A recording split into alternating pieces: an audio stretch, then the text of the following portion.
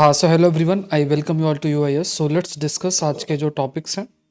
The Hindu के topic से एक topic we are going to discuss on terrorism and financial action task force के बारे में we are going to discuss.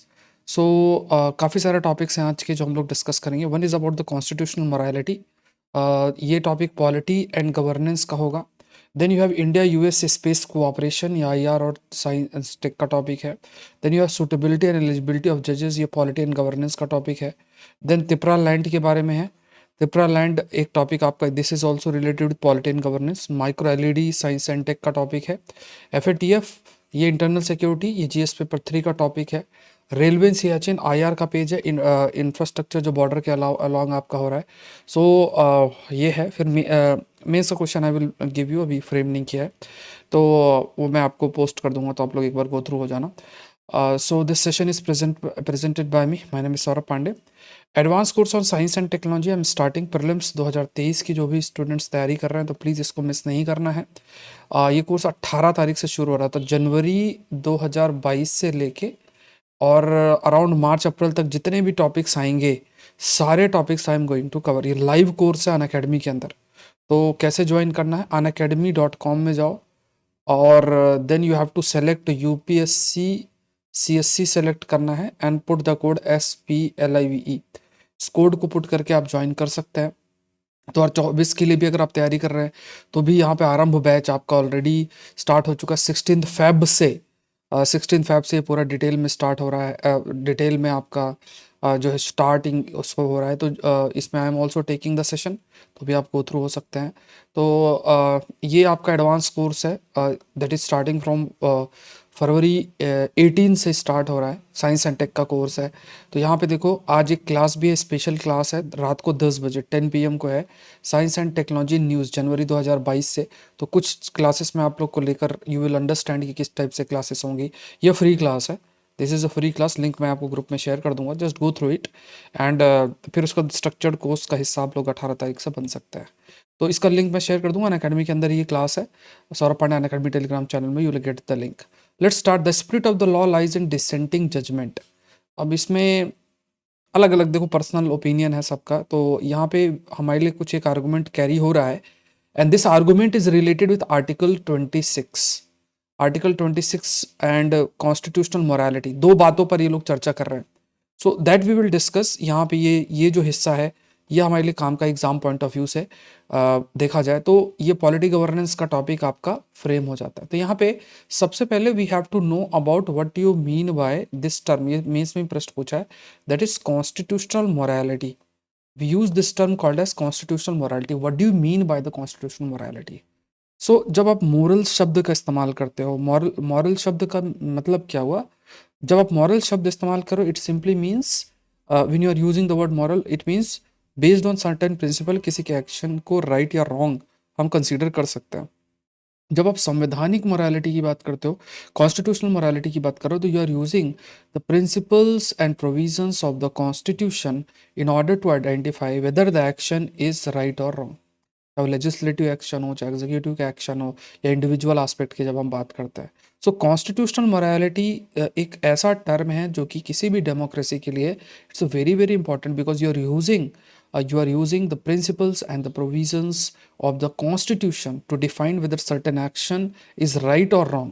So article 26 के context में, तो आर्टिकल 26 का मतलब क्या है? It recognise the rights of religious denominations. It means you have the right कि आप अपने जो रिलीजन है उसको प्रोफेस प्रैक्टिस कर सकते हो, ऑल दो कुछ reasonable restrictions, it's not an absolute right. Public order, morality, health वाला चीज़ इसमें इंक्लूडेड है। And you can talk about कि देखो यहाँ पे कई बार चर्चा चलती रहती है। तो आर्टिकल 26 और उसके बियॉन्ड के जो आर्टिकल्स है, they provide right to religion and यहाँ पे आप अपने रिलीजन को प्रैक्टिस कर सकते हो, प्रोफेस कर सकते हो। तो यहाँ पे when you talk about this right which is again a fundamental right, उसमें भी कुछ चीज़ें हैं जो कि रीजनेबल रिस्ट्रिक्शंस के कंटेक्स्ट में है, like public order, morality and health. It means कि जो राइट है एब्सोल्यूट नहीं है।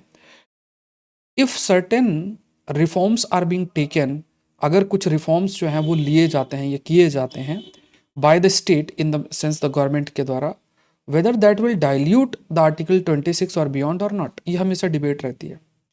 if certain steps taken किसी भी religious ritual के context में it compromise or dilute the provisions of the constitution somehow जो एक individual level पे जो rights है that are being compromised at the same point of time in the name of we can say religious rituals, बहुत सारे जो rights हैं individual, चाहे women के right है या कोई individual के rights हैं, if that are compromised, उस केस में जो judiciary है, judiciary can opt the principle of constitutional morality.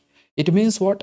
कि based on the principle of the constitution or the provision of the constitution which has provided certain rights to the individual, उसको protect करने के लिए ऐसे religious rituals जो कि इन rights को dilute करता है, तो उसको जो judiciary है उसको counter कर सकती है. There is a possibility of this, और पहले भी कई बार हुआ है. सो सरदार सैयदना एक केस आपका था. अब केस तो देखो इतना याद नहीं रहेगा. सो यहाँ पे कॉन्स्टिट्यूशनल मोरालिटी की भी बात जो है वो की गई है. एंड यहाँ पे constitutional morality when you talk about it also include the idea of liberty, equality, brotherhood, fraternity की बात करें. अब जैसे दाऊदी बोहरा कम्युनिटी में एक्स कम्युनिकेशन है, मतलब इसमें धर्म से बहिष्कृत कर देना ड्यू टू सर्टेन रीजंस, ये हमेशा रिलीजियस ग्राउंड के अंदर किया जाता है. अब सपोज करो we have defined a religious ground, क्या अच्छा ये रिलीजियस ग्राउंड है, based on that some person और certain individual is excommunicated. अब वो इंडिविजुअल राइट्स जो उसको आर्टिकल 26 और बियॉन्ड में मिला है दैट में भी डाइल्यूटेड, बिकॉज किस रिलीजियस बेसिस पे उसे धर्म से बहिष्कृत किया जा सकता है, it is a subjective matter. तो यहाँ पे फिर there comes the debate between the individual rights and the constitutional morality, based on what ground x communication जो है वो आपका किया जा सकता है, because it will have a various consequences related with the rights of the individual के rights की बात करें. सो यहाँ पे स्ट्रिक्ट इंजंक्शन ऑफ आर्टिकल 17 की भी बात किया गया. अब यहाँ पे सपोज करो कोई रिलीजियन रिचुअल्स के कंटेक्स्ट में इट प्रमोट्स द अनटचेबिलिटी को जस्टिफाई करे कि it is a part of a religious ritual. अब उस कंसिडरेशन में judiciary by using the principle of the constitutional morality, judiciary can interfere and it can state, ये कहा जा सकता है कि देखो ये जो आप रिलीजियस रिचुअल के बेसिस में आप ये अनटचेबिलिटी प्रमोट कर रहे हो, this is against the article 17 जो प्रोहिबिट करता है अनटचेबिलिटी को. तो ये चीज़ क्या है, it has to be balanced.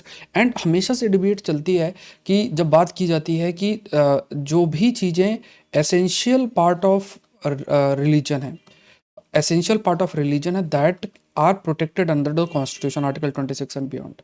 तो अब इसमें भी डिबेट रहता है कि अच्छा एसेंशियल पार्ट्स जो रिलीजन का है वो क्या है, what basically is the essential part of any religion, religion का एसेंशियल पार्ट क्या है, उस पर भी हमेशा से जो डिबेट है वो आपका चलता रहता है. नेक्स्ट देखते हैं. इसका जो पीडीएफ है I will share with you Saurabh Pandey Unacademy Telegram channel पे, लिंक आपको मिल जाएगा. इसका माइंड मैप्स भी मैं आपको प्रोवाइड कर रहा हूँ, बहुत अच्छे तरीके से माइंड मैप्स जो हैं तो वो भी आई एम प्रोवाइडिंग, तो उसको प्लीज़ मिस मत करना. माइंड मैप्स बहुत ईजिली आप रिवाइज करने में हेल्प करेगा. पूरा जो सेशन इसका free mind map I am providing you. ठीक है, तो ये ध्यान में रखना, you will get the, you are getting the mind maps as well. तो यहाँ पे लेट्स डिस्कस. हाँ, चैनल वही Saurabh Pandey Unacademy Telegram channel पे ही you will get the mind maps. So next topic is India and US space cooperation. Space एक ऐसा area हो गया, टेक्नोलॉजी बेस्ड एरियाज हो गया, जहाँ पे इंडिया यूएस आपस में काफ़ी कोऑपरेट भी, दे आर कोऑपरेटिंग. तो यहाँ पे देखो India US space cooperation from handshake to hug. अब इसमें कई सारे एरियाज हैं जहाँ पे जो इंडिया यूएस है दे कैन कोऑपरेट. तो India and US they are agreeing collaboration के लिए, and they are agreeing like human space exploration, commercial space partnership. ऐसे बहुत सारे एरियाज हैं जहाँ पे they are we can say India and US both are collaborating. So human space exploration, हम जो ह्यूमन्स हैं उनको सेंड कर रहे हैं. अब एम कर रहा है for example US, they will send to moon, they are trying to send in other areas, and we are also trying. जैसे गगनयान है तो हम लोग लोअर अर्थ ऑर्बिट 400 किलोमीटर के एरिया में वी आर सेंडिंग.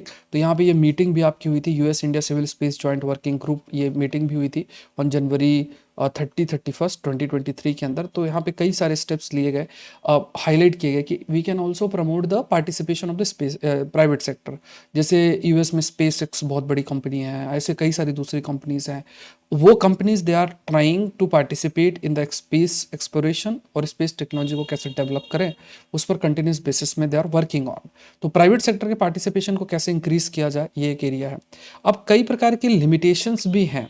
अब दोनों का इंटरेस्ट वेरी करता है. पहला, जैसे फॉर एग्जांपल यूएस ने ट्राई किया है कि वो they will send to moon और फिर वहाँ से रिटर्न करना, ह्यूमन को सेंड करना, ये एक ऑब्जेक्टिव के तहत कार्य किया जा रहा है। And at the same point of time, although US and its partners stress the importance of maintaining capability lower earth orbit, तो यहाँ पे क्या है, जैसे अब दो बातें, लोअर अर्थ ऑर्बिट क्या हो, लगभग 400 किलोमीटर के एरिया का जो अर्थ सरफेस है, that is lower earth orbit. जैसे गगनयान हम यहीं पे सेंड कर रहे हैं, it has a huge certain application also इस एरिया की। जब हम बात करते हैं कई सारे टेक्नोलॉजिकल एरिया की बात करते हैं, तो वहाँ पे this area is really very very important. तो यहाँ पे क्या हाईलाइट आपका किया गया कि जो लोअर अर्थ ऑर्बिट है, when you talk about the lower earth orbit, तो यहाँ पे लोअर अर्थ ऑर्बिट पे फोकस इंडिया का है और यूएस का मेनली जो फोकस लॉन्ग टर्म है वो मून है। अब ऐसे में दो different set of view point होने की वजह से देर इज़ अ पॉसिबिलिटी कि वो किस तरीके से कोऑपरेट करेंगे।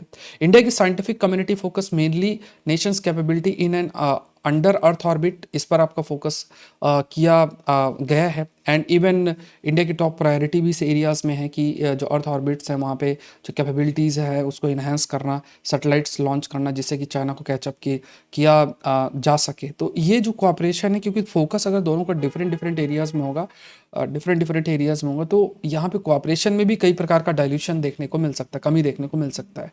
इवन यूएस के highest number of space satellites हैं अगर देखा जाए, एंड लॉन्च व्हीकल्स की बात करें तो बहुत सारे हैं। कमर्शियल और नेशनल सिक्योरिटी नीड्स को मीट करने के लिए प्राइवेट एंटिटी भी इनकी बहुत बड़ी है। जैसे स्पेस एक्स की बात करें तो बहुत ज़्यादा प्राइवेट एंटिटी का रोल भी है इनकी स्पेस एक्सप्लोरेशन, स्पेस टेक्नोलॉजी के डेवलपमेंट और इन्हेंसमेंट की हम बात करें। दूसरा एक जो प्रॉब्लम और एग्जिस्ट करती है दोनों के कोऑपरेशन की जब हम बात करते हैं, that is a disagreement on how best to govern the space activity, because there is no certain laws through which, जो लॉ के माध्यम से आप गवर्न कर सको कि स्पेस में जो एक्टिविटीज़ हैं उनको किस तरीके से गवर्न किया जाए। So we need a separate set of laws की ज़रूरत है। देन ओनली हम जो स्पेस एक्टिविटीज़ है we can govern the space activities, चाहे मून में हो या दूसरी बॉडीज़ की बात करें। तो वहाँ पे भी कई प्रकार का जो डिसएग्रीमेंट है दैट एग्जिस्ट, कि किस प्रकार से हम इसमें कोलैबोरेट कर सकें, किस तरीके से चीज़ों को गवर्न किया जा सके। So the structural factors over power diplomatic incentives to pursue long term cooperation. तो यहाँ पे जरूरी क्या है, माइंडसेट एक सेम एरिया पे फोकस करना, एंड कई प्रकार के कूटनीतिक लेवल पे फ़ायदा दोनों देशों को हो, तभी दोनों देश लॉन्ग टर्म प्रोस्पेक्टिव में आपस में जो है वो कोऑपरेट कर सकते हैं। दे can cooperate in a long term prospective. Long term cooperation की बात करें तो चाहे एकेडमिक लेवल पे हो, जैसे मान लो हमारी यूनिवर्सिटी है, उनकी यूनिवर्सिटी है, प्राइवेट सेक्टर की बात हो तो इन एरियाज पे प्राइवेट सेक्टर के पार्टिसिपेशन दोनों देशों का हो सकता है, एकेडमिक लेवल पे पार्टिसिपेशन दोनों देशों का हो सकता है। And even highly specialised project जो नासा के हैं, नासा का जैसे निसार मिशन है, तो उसमें भी हम कोऑपरेट कर रहे हैं। इंडिया यूएस की बात करें तो इसमें मैंने एक शॉर्ट वीडियो क्रिएट भी किया निसार के बारे में, अगर आप नहीं जानते तो 40 सेकंड का एक वीडियो है, तो उसको आप लोग गो थ्रू हो जाना, ठीक है। 40 सेकंड का एक वीडियो है। अच्छा, कल संडे का सेशन था, बहुत इंपॉर्टेंट सेशन था, ऑलरेडी वीडियो अपलोडेड है। तो देखो ये एक चीज़ आप ध्यान में रखना, जो नए स्टूडेंट्स हैं, कि वीडियो लाइक पूरा तरीके से आपका लाइव 9 साढ़े 9 के टाइम पीरियड में आपको मिल जाता है, एंड एक ही जगह पे आपको सारे वीडियोस मिल सकते हैं। तो प्लेलिस्ट में जाना, पुराने वीडियोस आपको देखने को मिल जाएंगे, या लाइव कैटेगरी में जाना तो और थोड़े जो और पुराने आपको देखने हैं तो वो आपको मिल जाएंगे। But you go through the playlist, you will get all the Hindu videos. तो यहाँ पे क्या है कि सारे के सारे जितना भी कंटेंट, चाहे वो एडिटोरियल हो चाहे न्यूज़ हो, everything is being covered from UPSC prospective, ये ध्यान में रखना। अब दूसरा चर्चा इसके आगे करते हैं। One form of cooperation is state between state and private entity. ये एक कोऑपरेशन की बात की गई। फॉर एग्जांपल स्टेट मतलब सरकार, और प्राइवेट एंटिटी जैसे स्पेस एक्स, ऐसे हम भी प्राइवेट सेक्टर की बात कर सकते हैं। तो उनके बीच में कोऑपरेशन की तरफ आगे बढ़ना, ये एक बहुत बड़ा एरिया बन जाता है, क्योंकि अगर प्राइवेट एक्टिविटीज़ को आप गवर्न कर सकते हो देश के अंदर, या दोनों मिलकर एक सेपरेट लॉ फ्रेम कर सकते हैं। सो रिसेंट मीटिंग में convention on American and Indian aerospace company to advance collaboration under the NASA commercial lunar payload service programme. तो इसमें दोनों के जो प्राइवेट सेक्टर हैं, चाहे यूएस के हों चाहे इंडिया के हो, they are cooperating under this programme. तो ऐसे इनिशिएटिव को फर्दर हमें एक्सपेंड करने की ज़रूरत है। We have to expand this thing further. दूसरा एक और भी हाईलाइट किया गया है कि जैसे government own new space India limited है, ये जो कि प्राइवेट कंपनीज को प्रमोट भी करती है कि किस तरीके से हम नए नए स्टार्टअप्स लेकर आ सके। So it involves private companies in the US also, and India की जो ह्यूमन स्पेस फ्लाइट प्रोग्राम है and give the US an opportunity accommodate Indian interest in the earth orbit. तो यहाँ पे देखो न्यू स्पेस इंडिया लिमिटेड की अगर बात किया जाए की बात करें, जिसमें कुछ पार्टिसिपेशन इवन जो यूएस की कंपनीज हैं, प्राइवेट कंपनीज हैं, उनको भी इंक्रीज किया जा सके, एंड जो भी ऑब्जेक्टिव के लिए न्यू स्पेस इंडिया काम कर रही है उस ऑब्जेक्टिव को फर्दर फर्म करने के लिए, उसको अचीव करने के लिए जो private companies even of US they can play an important role. तो इस एरिया में भी जो कोऑपरेशन कोऑर्डिनेशन है दोनों के बीच में किया जा सकता है। नेक्स्ट देखते हैं the saga of appointing justice Victoria. अब इसमें देखो इन्होंने अपना ये बोला है कि ये जज में ऐसा है, we are like we can't discuss all this things, ना neither you can write all this things. हमें बस ये एक जो डिस्कशन है वो देखना है पॉलिटी एंड गवर्नेंस का, and that discussion is basically the idea of suitability versus eligibility. Idea of suitability versus eligibility, ये दो चीज़ें हैं जो ध्यान में रखना। सूटेबिलिटी वर्सेस एलिजिबिलिटी की बात आपकी है, तो idea of suitability versus eligibility ये एक टॉपिक पॉलिटी गवर्नेंस का बनता है। We are talking about the appointment of जजेस। ठीक है, तो यहाँ पे देखो कि यहाँ पे देखो ऑनरेबल कई सारे जो जजेस हैं वो जजेस जो है जजमेंट में हाईलाइट किया गया है। अब देखो दो चीज़ें, एक तो एलिजिबिलिटी संविधान के अंदर मेंशन्ड है। Suitability is decided by the collegium. कोई भी जज जो अपॉइंट होते हैं हायर जुडिशरी में, डिसीजन मेकिंग आपकी कोलिजियम के द्वारा की जाती है। सो कोलिजियम के द्वारा ही डिसाइड किया जाएगा, अच्छा ये whether this individual is suitable और not. If that individual is suitable, ये हम आप डिसाइड नहीं कर सकते, that decision is to be done by the collegium. But whether that is eligible, वो क्या क्या एलिजिबिलिटी है, वो एलिजिबिलिटी बेसिकली संविधान के अंदर आपका मेंशन किया गया है। So whether this prospective of suitability can be under the judicial review, तो ये क्या किया जा सकता है। तो इसमें कई जजमेंट्स आई, इवन पिटीशन जो दायर किया गया उसमें भी बात बोली गई कि जो भी सुटेबिलिटी की आप बात करते हो कि क्या कोई पर्सन को जज के रूप में अपॉइंट किया जा सकता है, इसमें जो डिसीजन मेकिंग है वो कोलिजियम का फाइनल होगा। It will not be under the judicial review, because collegium में सीनियर मोस्ट जजेस हैं, सीजीआई प्लस सीनियर मोस्ट जजेस हैं, और अगर पिटीशन जूनियर जजेस के द्वारा देखा जाता है तो it can not overturn the decision made by the collegium, जिसमें आपके हायर जुडिशरी हिस्सा है, द मीन्स जो सीनियर मोस्ट जजेस हैं उनके द्वारा वो डिसीजन लिया गया है कि दैट पर्सन इज सुटेबल है। तो यहाँ final decision it will be of the collegium as well. So suitability eligibility की बात किया तो यहाँ पे एलिजिबिलिटी आर्टिकल 217 के अंदर आपको प्रॉपर तरीके से मेंशन्ड है कि 10 साल आपका एक्सपीरियंस होना चाहिए जुडिशियल ऑफिसियर एज अ और लॉयर इन हाई कोर्ट के रूप में, ये तभी you can be appointed as a जज in the high court itself. तो 217 सब क्लॉज 2 के अंदर ये चीज़ मेंशन्ड है, तो दिस इज एलिजिबिलिटी। अब इसमें ये नहीं कि कोई 10 में है तो उसे 4 साल में ही कर दिया, वो अलाउ नहीं किया जा सकता।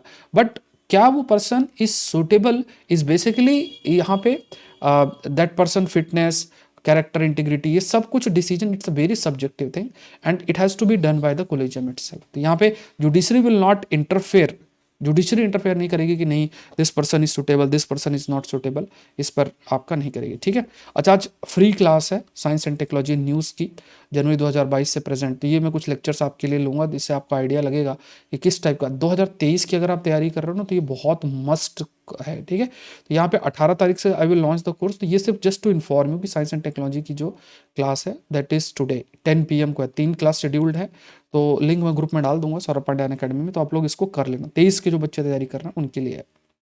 ठीक है, you will understand everything. Next देखते हैं demand for a greater Tripura land by Tripura Motha करके है, तो ये भी एक पॉलिटी गवर्नेंस का त्रिपुरा लैंड है। अब वहाँ इलेक्शन है तो इस टाइप के इश्यूज रेज होंगे।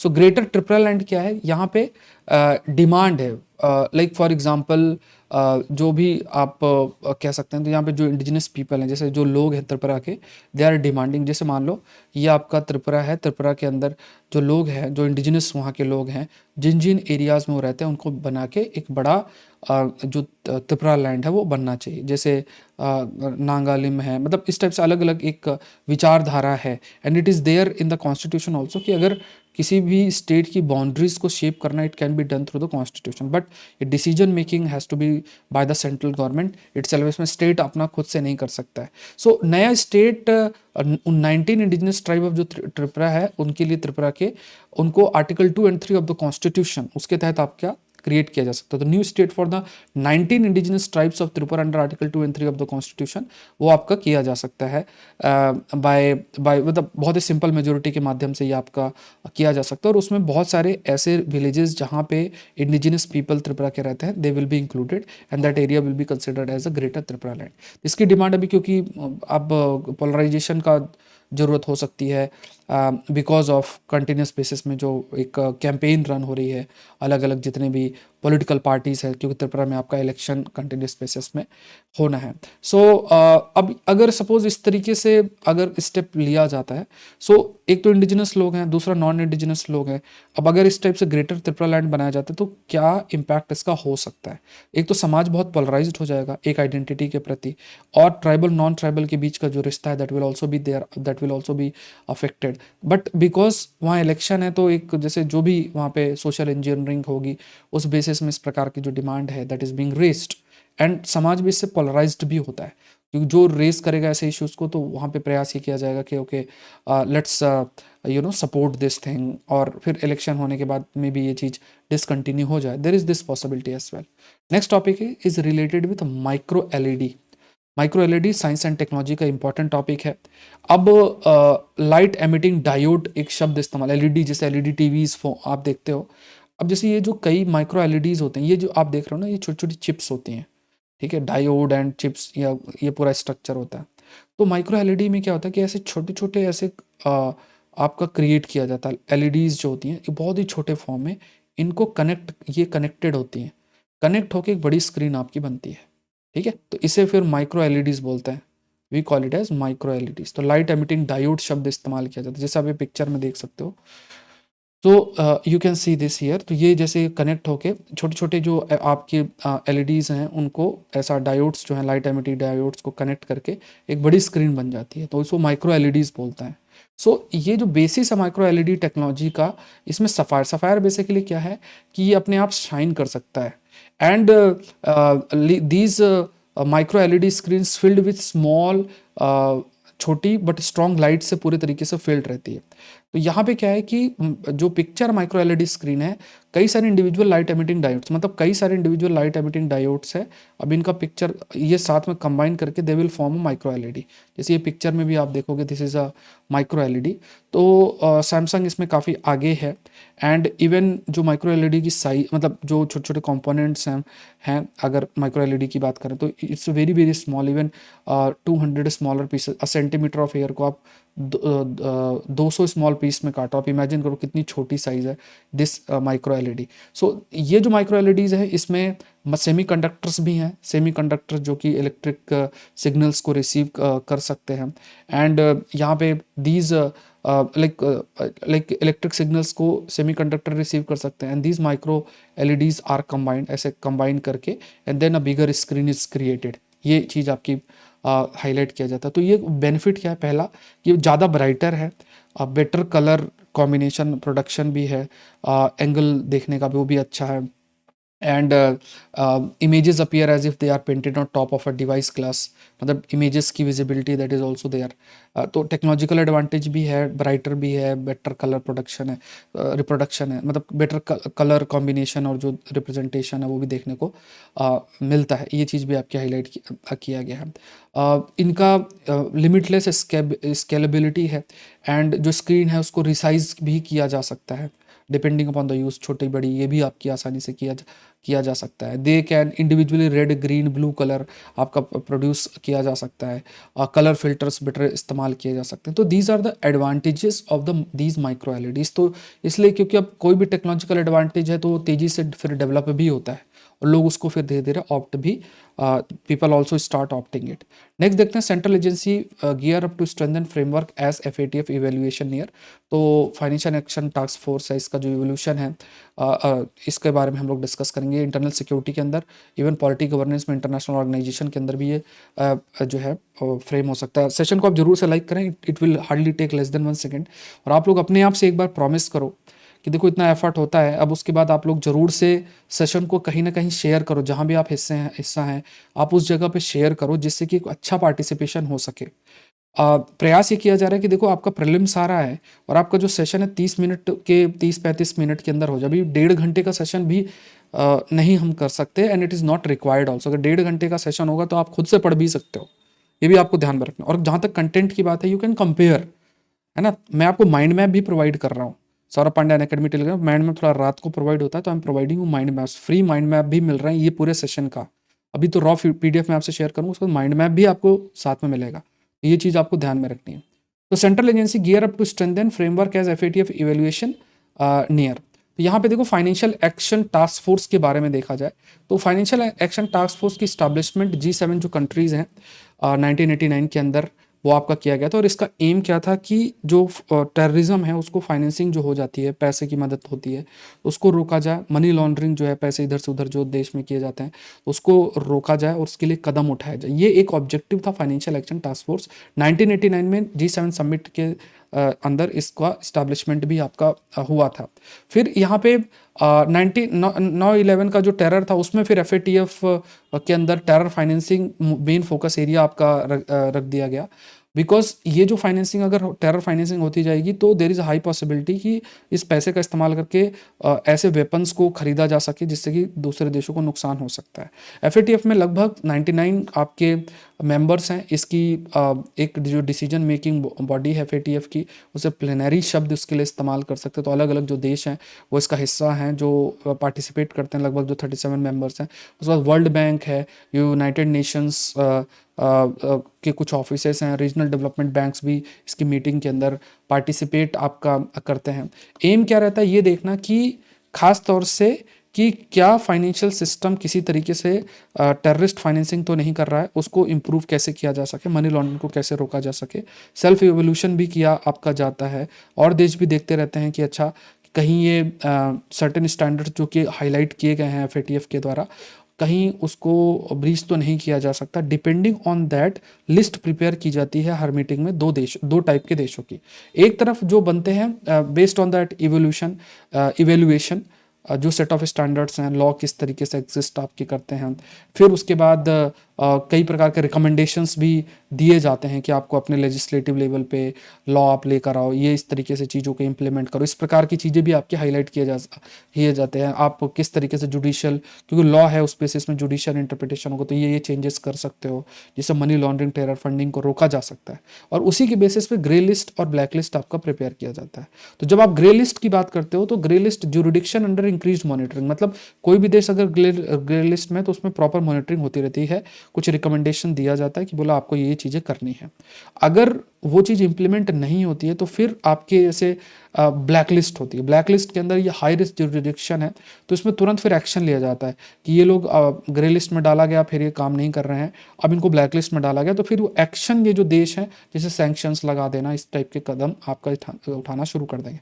तो based on the evaluation grey list और आपकी black list is being prepared, ये आपको ध्यान में। जैसे नॉर्थ कोरिया, ईरान इस जो है वो फिर आपका ब्लैक लिस्ट के अंदर इन्होंने इसको डाला। अब जो भी ब्लैक लिस्ट में होगा उनको जो भी सहायता बैंक के साथ मिलती है वो नहीं मिल पाती, बिकॉज इट स्टेटेड कि लोग पैसा सही से इस्तेमाल नहीं करते, और पैसा मनी लॉन्ड्रिंग और टेरर फाइनेंसिंग के लिए भी इस्तेमाल किया जाता है। तो फिर इनके जो भी ब्लैक लिस्ट में होगा तो उसमें इन्वेस्टमेंट कोई नहीं करेगा, एफडीआई कम हो जाएगा, ये सब चीज़ें नुकसान जो है वो देश को फेस करना पड़ता है। नेक्स्ट देखते हैं, China planning Aksai Chin railway line to connect Tibet and Zhejiang province.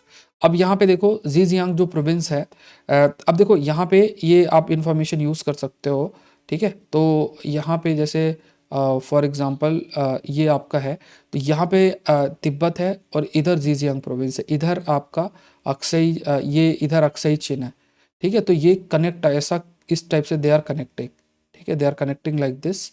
तो यहाँ पे आप देखो कि खास तौर से why they are providing the connectivity, because Ladakh region में इंडिया का प्रेजेंस अब धीरे धीरे, क्योंकि इंफ्रास्ट्रक्चर एंड ऑल हम लोग इम्प्रूव कर रहे हैं, तो यहाँ पे भी प्रेजेंस है।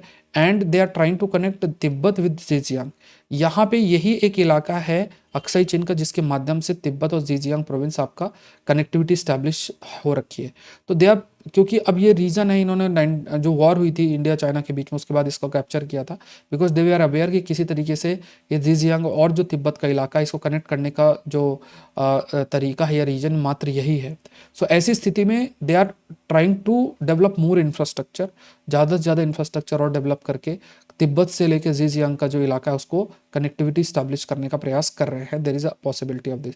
अभी ज़ीजियांग से फिर इधर से सीपेक से कनेक्टिविटी है, ज़ीजियांग से ही कसगर रीजन से फिर ग्वादर पोर्ट की कनेक्टिविटी आपकी बन जाती है। तो इस और ये पूरा का पूरा तिब्बत और ईस्टर्न रीजन से कनेक्टेड है। तो ये जो एम है वो एम के तहत आपका चीन काम कर रहा है। ठीक है, तो ये चीज़ लिखिए है, ये मैं आपसे शेयर कर दूंगा। आज साइंस टेक्नोलॉजी की फ्री क्लास है। ठीक है, जनवरी 2022 से प्रेजेंट तक के हम लोग डिस्कशन करेंगे। तो तीनों दिन आपके लेक्चर शेड्यूल्ड है, इसका लिंक मैं आपसे शेयर कर दूंगा। आप लोग को जरूर से हिस्सा बनना है 2023 की अगर आप तैयारी कर रहे हैं तो। ठीक है, तो इसमें काफ़ी सारे topics we will discuss, you will understand कि ये टॉपिक्स कितने इंपॉर्टेंट है। 2024 के लिए भी अगर आप तैयारी कर रहे हैं तो अनअकैडमी के अंदर ये बैच कोर्स आरंभ स्टार्ट हो चुका है। तो unacademy.com में जाओ, यूपीएससी सीएससी सेलेक्ट करो, आरंभ बैच का आप हिस्सा बन जाओ। कोड यूज़ करना है, दैट इज SPLIVE। इस कोड का इस्तेमाल करके आप ज्वाइन कर सकते हैं। ये एडवांस कोर्स जो मेरा साइंस एंड टेक्नोलॉजी प्रीलिम्स के बच्चों के लिए है वो आपका शुरू हो रहा है 18 तारीख से। प्लीज़ इसका हिस्सा आपको जरूर से बनना। आज फ्री क्लास है, कुछ दिन आप फ्री क्लास करके देख लो किस टाइप से वी विल अप्रोच। ये सारे कोर्स मैं आपके लिए लेकर आऊँगा प्रीलिम्स 2023 के लिए। सो ये स्क्रीनशॉट आप ये देख लो, ये पिछली बार 15 में से 14 क्वेश्चन सेशन से थे, ये यू कैन सी। खास तौर से पेपर को बहुत अच्छे से कवर आई विल कवर, ये आप पूरा स्क्रीनशॉट पॉज करके देख लो, विल अंडरस्टैंड दिस थिंग। ठीक है, सो आज के लिए इतना ही। इसका PDF मैं आपसे शेयर करूंगा, माइंड मैप भी आपसे शेयर कर रहा हूँ। लास्ट 3-4 डेज से माइंड मैप भी आपको Saurabh Pandya Unacademy Telegram channel पे मिल रहा है। तो आप लोग माइंड मैप डाउनलोड करके फटाफट रिवाइज कर सकते हो। सो आज के लिए इतना ही। Thank you everyone, thank you.